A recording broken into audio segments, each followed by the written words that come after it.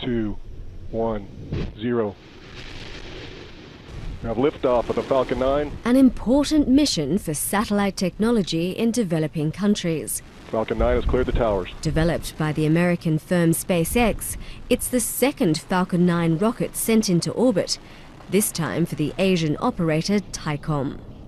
This blastoff marks a big step in proving the reliability of new technology that can drastically reduce the cost of launches. Cutting the launch cost is enormous because the actual launch can cost easily as much as the satellite itself, $100 million plus. So if you can take $30, $40, $50 million out of the launch cost, that's upfront, that's money you don't need to recover from customers ultimately who are paying for communication services. One of the world's leading satellite operators, SES, became the first to bet on the technology last month. That's when the SES-8 was launched into geostationary orbit, 36,000 kilometers above the equator, extending the firm's reach across South Asia and Indochina.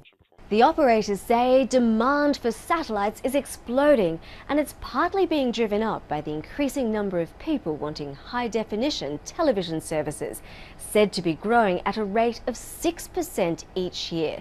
This control room, operated by Encompass Digital Media in Singapore, transmits the signals of more than 100 channels across Asia, beaming them up to satellites across the region.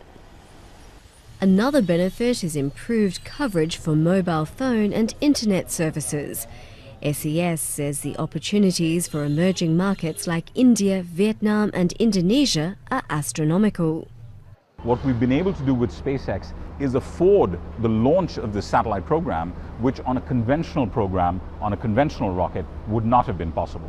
I think this is the proof of the pudding, which ensures that many smaller satellite programs that are appropriate to the requirements of smaller developing nations will now potentially become viable. It seems the sky's the limit. SpaceX hopes to eventually be able to recover the first stage of the rocket so it can bring it back to Earth for a controlled landing. If they can be reused, that could reduce the launch costs even further. Ashley Neame, BBC News.